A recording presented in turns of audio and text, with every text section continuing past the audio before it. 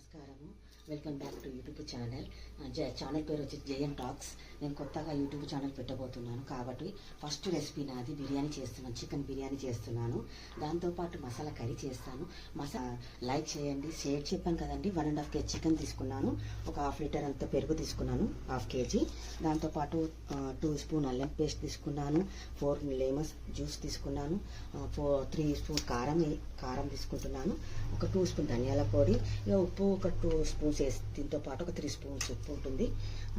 దీనికి పుదీనా, కొత్తిమీర, పచ్చిమిర్చి, మామిడి మేతి, దీనికి కావాల్సింది ఆనియన్, ఫ్రైడ్ ఆనియన్ వేయాలి.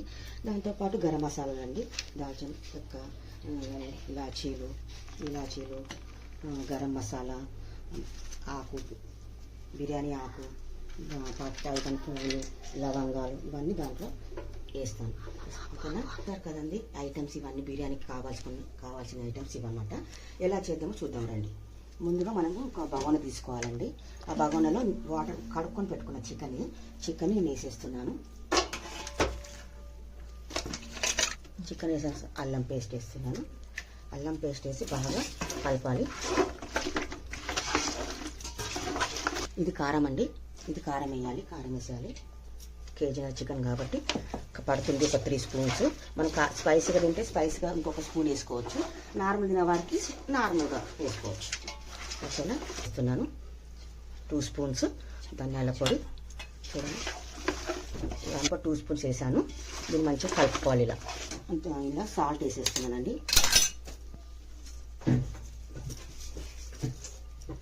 తర్వాత కొత్తిమీర, పుదీనా కూడా వేస్తానండి. ఇవి రెండింటికండి నేను మసాలా కర్రీ కూడా చేస్తున్నాను కాబట్టి దాన్ని కూడా తీసుకున్నాను. నేను ఒక కప్పడు పుదీనా కాస్త వేస్తాను ఇందులో. తర్వాత కొత్తిమీర తీసుకుంటున్నాను కొద్దిగా. తర్వాత పచ్చిమిర్చి ఒక 2-3 తీసుకుంటున్నాను.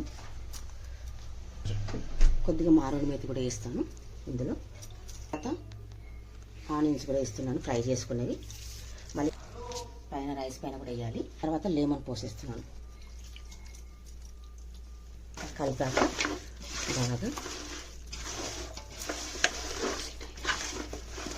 కలిపాక నేను వేసేస్తున్నాను గరం మసాలాలు. చూసారా, ఫస్ట్ ఆకేస్తున్నాను. తర్వాత పువ్వు వేస్తూ, ఫ్లవర్స్ తెలుసు కదండి మీకు, ఈ ఫ్లవర్స్ వేస్తాను. తర్వాత కొంచెం లవంగాలు వేస్తాను, 2-3 ఒక 4-5 ఇలాచీలు వేస్తున్నాను, సాజీరా వేస్తున్నానండి. తర్వాత ఇది తెలుసు కదండి, ఇది వేస్తున్నాను మొగ్గ. తర్వాత పట్ట ఒక 4-5 వేస్తున్నాను. మళ్ళీ రైస్లో కూడా వేయాలి ఇవన్నీ. కాస్త గరం మసాలా వేసేస్తున్నాను. వేసాక కొంచెం కలిపాక బాగా కలుపుకోవాలండి.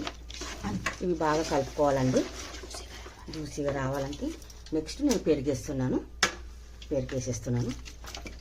½ kg పెరుగు అండి ఇది. ½ kg పెరుగు వేసేసి బాగా కలుపుకొని మిక్స్ చేసుకోవాలండి. బాగా దీన్ని మిక్స్ చేసేసుకోవాలండి, కలుపుకోవాలండి. కలుపుకున్నాక ముందుగా మనం ఆయిల్ కూడా చూపించలేదు. ఆనియన్ ఇది, ఆనియన్ ఫ్రై చేసిన ఆయిల్ ఇది. ఆయిల్ కూడా ఒక కప్పర్ తీసుకున్నాను నేను.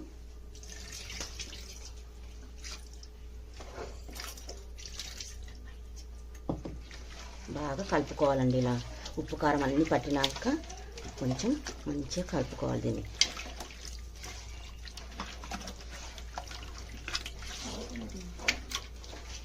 ఒకవేళ ఉప్పు తక్కువ ఉంటే మళ్ళీ, ఇప్పుడు మనకు కొంచెం సాల్ట్ తక్కువైంది అనుకో, చూసి కూడా కొంచెం వేసుకోవచ్చు సాల్ట్. ఓకేనా? ఫైనల్గా ఇలా అన్నీ వేసేసుకున్నాం కదండి. చూడండి, ఫైనల్గా ఇలా అయ్యింది.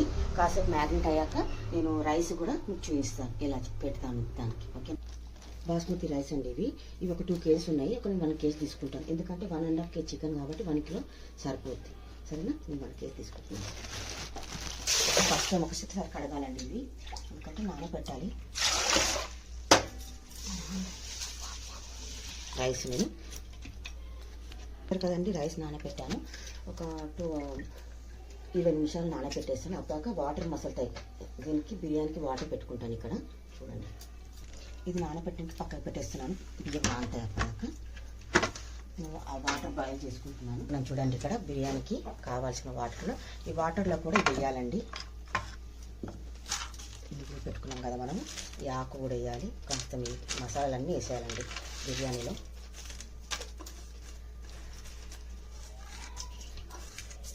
వేసేసాక కొంచెం ఇది కూడా వేయాలి, కొత్తిమీర పుదీనా కూడా వేయాలి. పుదీనా, కొత్తిమీర, ఒక 2 పచ్చిమిర్చి, కొంచెం సాల్ట్ కూడా వేయాలి. దీంట్లో కొద్దిగా ఆయిల్ వేయాలి,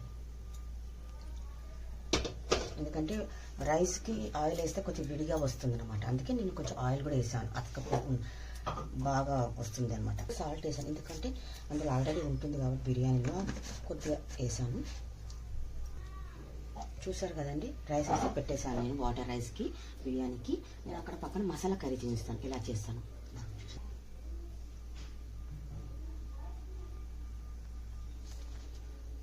ఒక పక్క బిర్యానీ రైస్కి వాటర్ ప్రిపేర్ చేశాను కదా, పెట్టాను కదా. ఇప్పుడు నేను బిర్యానీకి మసాలా కర్రీ చేస్తాను కదా, కర్రీ చూపిస్తాను, చూద్దాం రండి, చూపిస్తాను. కొద్దిగా నేను మెంతులు వేసాను, ఆవాలు కొద్దిగా తీసుకున్నాను, ఆయిల్ పోసాను. ఫస్ట్ కొంచెం మసాలా కర్రీకి ఆయిల్ ఎక్కువనే ఉండాలండి. సరేనా, చూడండి ఆయిల్ వేడెక్కింది కాబట్టి వేసేస్తున్నాను. దాంతోపాటు కొంచెం కరివేపాకు కూడా వేసేస్తున్నాను. కర్రీకి పేస్ట్ అండి. ఇందులో నేను పల్లీలు, ఆనియన్, 2 పచ్చిమిర్చి వేసాను, కొంచెం కొత్తిమీర పుదీనా వేసాను, ఇంకానేమో నువ్వులు వేసానండి. ఇది మిక్స్ పట్టాను, చూద్దాము వేసేద్దాం. ఇది కూడా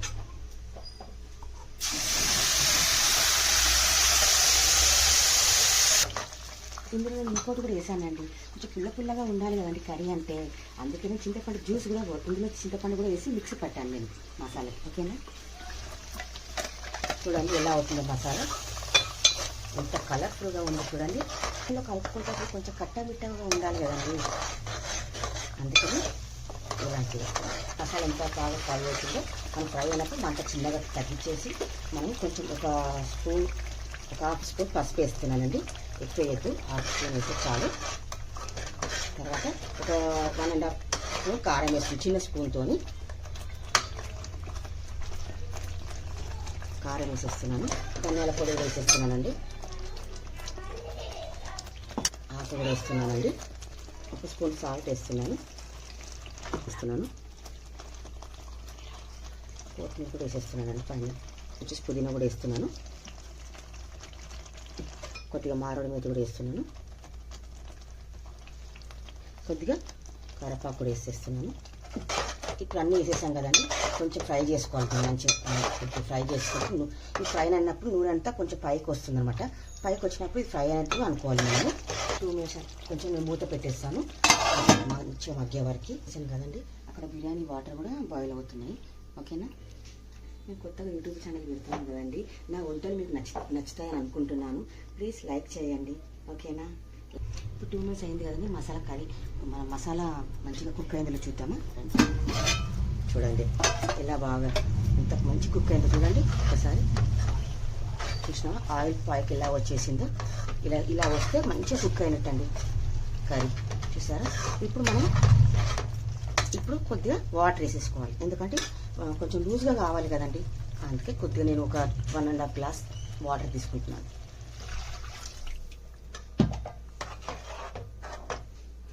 ఒక 1.5 అన్నం కదండి వాటరు, ఇంకొక 1/2 గ్లాస్ కూడా యాడ్ చేశాను నేను కొద్దిగా, ఎందుకంటే ఇది కొంచెము పలుచగానే ఉండాలి కర్రీ. ఓకేనా, చూడండి కొంచెం మంట పెద్దగా పెట్టేస్తాను, కొంచెం కర్రీ మసులుతుంది కదా. ఎందుకు చేశానంటే చాలామంది మిర్చీలు వేస్తారు, వంకాయతో దీనికి కాంబినేషన్ కాదు. దొడ్డి మిర్చీలు వేస్తారు కదా, మసాలా మిర్చి, అది క్యాప్సికమ్ కూడా వేసుకోవచ్చు. కానీ నేను వేయలేదు, ఎందుకంటే పిల్లలు తినరు కాబట్టి తీసి పక్కకు పడేస్తారు. అందుకని ప్లెయిన్గా ఉంటే చక్కగా తింటారు కాబట్టి నేను ప్లెయిన్గా చేశాను. నెక్స్ట్ టైం ఇంకో బ్లాక్లో కూడా పెడతానండి, ఆ మసాలా కర్రీ మిర్చితో పెడతాను. ఓకేనా, ఉంటే నాకు ఇంకా మంచి మంచి వంటలతో మీ ముందుకు వస్తాను. ఓకేనా, మీరు సపోర్ట్ చేయండి, లైక్ చేయండి ప్లీజ్. చూసారు కదండి, వాటర్ వేసేసాను కదా, ఇప్పుడు రైస్ వేస్తాను. కర్రీ ఇక్కడ పెట్టేసుకున్నాను, వాటర్ ఇక్కడ వేసుకున్నాను, బియ్యం వేసేస్తాను. వేసానండి, రైస్ వేస్తున్నాను.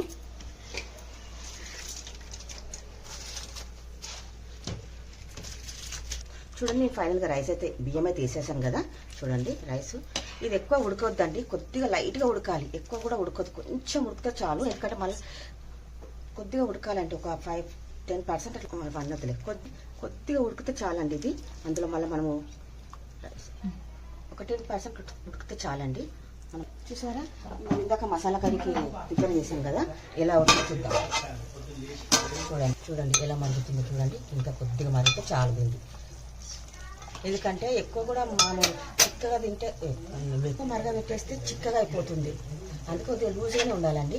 ఇంకా కొద్దిగా గట్టి పడాలి. చూసారు, ఇది వేసేయాలి. హాఫ్ బాయిల్ అయిపోయింది రైస్ కూడా.